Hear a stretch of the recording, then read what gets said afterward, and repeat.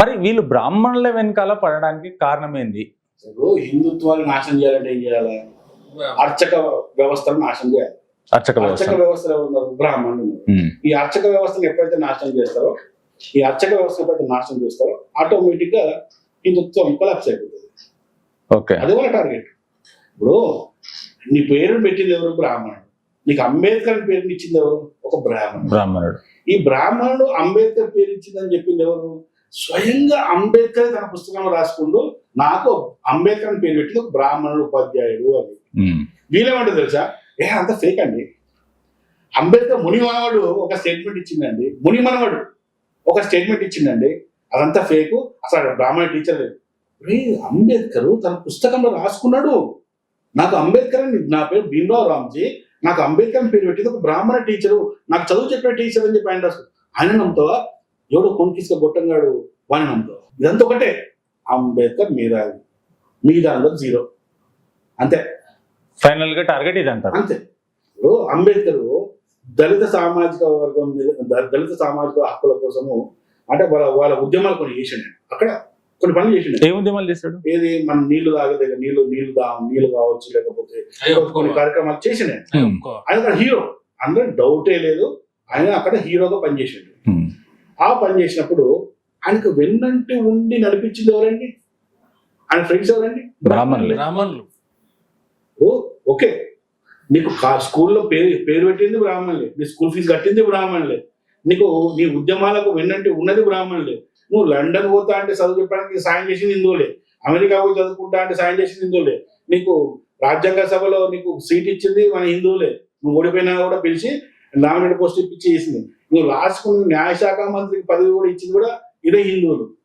నేను ఏమంటున్నా అంటే, నువ్వు మంచి జరిగింది, చెడు జరిగింది, కానీ నువ్వు చెడునే గుర్తుంచుకున్నావు, మంచి ఎందుకు మర్చిపోయినావు? ఒక లీడర్ ఏం చేయాలి సార్? నా మతంలో ఏదైనా తప్పు ఉంటే, మతంలో తప్పు లేదు, ఆ మతాన్ని ఆచరించే వ్యక్తుల్లో తప్పు ఉంది. నా గ్రంథం నేను వీక్షించమని చెప్పలేదు. నేను దళితుడిని, ఏ గ్రంథంలో కూడా నేను గుళ్ళకు రావద్దని చెప్పి రాసలేదు. నా రాముడు నన్ను గుళ్ళకు రావద్దనగా, శబరిమాత తన పండ్లు తిని ఏమి తీయముందో చూసి రాముడు తినిపిస్తే తిన్నాడు రాముడు. శ్రీకృష్ణుడు పెళ్లి చేసుకుంది ఎవరండి? జాంబవతిని. ఆ జాంబవతుడు ఎవరండి? మాదిగ జాతి మూల పురుషుడు. మన దగ్గర దేవుడేమో కానీ మాదిగోళ్లకు ఇంటల్లుడు. అవునా కదా? మరి నువ్వు ఎక్కడ లేదండి, ఎవరో ఒక మనుషులు చేసిన పొరపాటుకి నువ్వు మతాన్ని ఎందుకు అంటున్నావు? నువ్వు ఆ మతంలో తప్పు లేదు, మతాన్ని ఆచరిస్తున్న వ్యక్తుల్లో తప్పున్నప్పుడు ఆ ప్రక్షాళన నువ్వు అక్కడ తీసుకురావాలా. అంతేగాని లేదు నాకు హిందూ మతంలో వేరు జరిగింది, నేను ఈ మతంలో నేను పుడితే హిందూ పుట్టినా సావడం మాత్రం హిందూలో సావు. నువ్వు హిందూ మతంలో ఉన్నా మాకు వచ్చే ఒరిగేదేం లేదు, నువ్వు వెళ్ళిపోయినా మాకు జరిగిన నష్టం లేదు. కానీ ఎప్పటికి ఉండేది హిందూ మతం, సనాతనం ఎప్పటికి ఉంటుంది. నువ్వు అక్కడ మార్పు తీసుకొచ్చి సమాజాన్ని బాగు చేసి ఉంటే నువ్వు హీరో అవుతావు. భయపడి పారిపోతే ఏమవుతావు? నాయకుడు కాదు, నాయకుడు లక్షణం కాదు. నువ్వు మార్టిన్ లూథర్ కింగ్ ఉన్నాడు, నెల్సన్ మండేలా ఉన్నాడు, వాళ్ళు నల్ల జాతీయులు, వాళ్ళది ఏ మతం? క్రైస్తవ మతం. ఆ మతంలో నల్ల జాతి వివక్షగా వాళ్ళు అనుభవించలేదా? అంతేందుకంటే మన గాంధీజీ గారు సౌత్ ఆఫ్రికాలో చదువుకుంటున్నప్పుడు ఫస్ట్ క్లాస్ ట్రైన్ టికెట్ తీసుకొని పోతుంటే తెల్లవాళ్ళు ఆయన మెడబట్టి బయట నొక్కారు రన్నింగ్ ట్రైన్కి వెళ్ళి, నువ్వు నల్లవాడు ఫస్ట్ క్లాస్ టికెట్ ఎట్లొస్తావు నువ్వు అని చెప్పేసి. ఇప్పుడు ఏమంటే వాళ్ళు ఏం చేసారు? వాళ్ళు అదే క్రైస్తవ మతంలో హక్కుల కోసం సాధించుకొని అదే మతంలో ఉండి వేరే మతంలో పోలే వాళ్ళు. దాని తర్వాత టెంపుల్ ఉంటుంది, రైట్ సైడ్ లో టెంపుల్ ఉంటుంది, అక్కడే ఆల్ కబీర్ అని చెప్పేసి ఇది కూడా ఉంటుంది, ఈ గోల్డ్ రోజు. సో అక్కడ ఒక టెంపుల్ ఉంటుంది. అక్కడ ఆ ఊర్లో ఉన్న వాళ్ళందరూ దళితులు అయ్యప్ప మాలేస్తారు. అయ్యప్ప మాలేసి ప్రతి సంవత్సరం దాదాపు 20-30 సంవత్సరం చేస్తారు వాళ్ళంతా, ఆ టీం అంతా. వాళ్ళు అయ్యప్ప మాలేసినప్పుడు 45 రోజులు పోయి ఉండేది ఎక్కడ అంటే ఆ గుళ్ళోనే ఉంటారు అనమాట. పోతే ఆ రోజు అక్కడ ఉన్న పంతులు ఏంటంటే అందులోకి వెళ్ళకండి, చేయొద్దు అని చెప్పారు. ఇదేం చేసిన అంటే అక్కడ ఉన్న ఒక ఎంఆర్పిఎస్ అధ్యక్షుడు, ఎంఆర్పిఎస్ ఆ ఊర్లో ఉన్న ఒక నాయకుడు ఏం చేసిందంటే దీన్ని వాంటెడ్లీ ఒక ఇష్యూ అది చేసిందని. ఇష్యూ చేసి పెద్ద రచ్చ రంపోలైపోతే పేపర్ కూడా వస్తే మేము పోతే వాళ్ళు చెప్పారన్నా, మేము జరిగింది ఇదన్నా, ప్రచారం జరిగింది ఇది, పేపర్ వచ్చింది ఇది అని చెప్తే మేము వీడియోలు తీసుకుని మళ్ళీ యూట్యూబ్ లో పెట్టాము. జరిగేది ఒకటి ఉంటుంది అక్కడ, వీళ్ళు చెప్పేది ఒకటి ఉంటుంది, న్యూస్కి వచ్చేది ఇంకోటి ఉంటుంది. నిజంగా నేను ఒకటే మాట చెప్తున్నాను మీ ఛానల్ ద్వారా, చెప్పండి. ఏదైనా జరిగితే మీకు ఫోన్ చేయమని చెప్పండి, మీరు నాకు ఫోన్ చేయండి, మనం ఇద్దరం కలిసి వెళ్దాం మీ కెమెరా పట్టుకుని మీ ఛానల్ ద్వారా పోయి అక్కడ నిజంగా జరిగిందా లేదా తెలుసుకురా. ఒకవేళ జరిగితే నేను చెప్తున్నా 99.9% ఏదో ఒక ఫేక్ కారణం ఉంటుంది అక్కడ తప్ప నిజంగా అయితే జరుగుతుంది.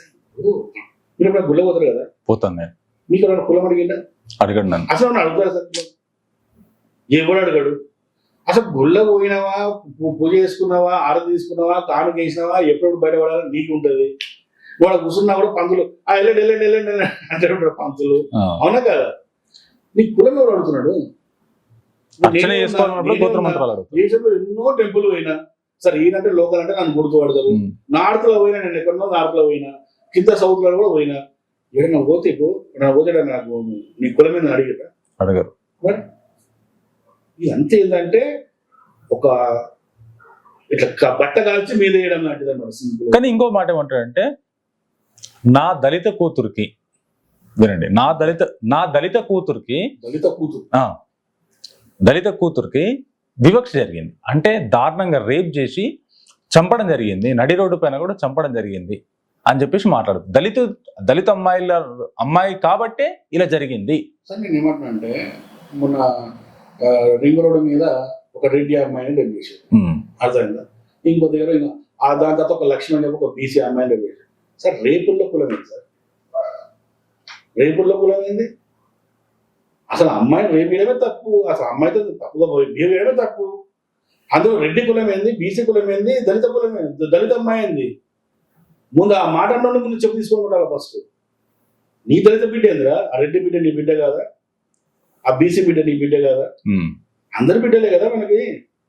అందరూ మన కూతుర్లు, మన మైండ్లో లేరా, మన చెల్లెలు లేరా, అక్కలు లేరా, మన బిడ్డలు లేరా? వాళ్ళు కదా రేపుల కులం కూడా ఏంటి సార్? నాకు అర్థం కాదు. ఎవరు చేసినా తప్పే అది. అంటే ఇప్పుడు రేపు ముస్లిం చేస్తే కరెక్ట్, దళితులు రేపు చేస్తే కరెక్ట్, లేకపోతే ఇంకా రెడ్డి రేపు చేస్తే తప్పు అవుతుందా? కాదు కదా, ఎవడు రేపు చేసినా తప్పే.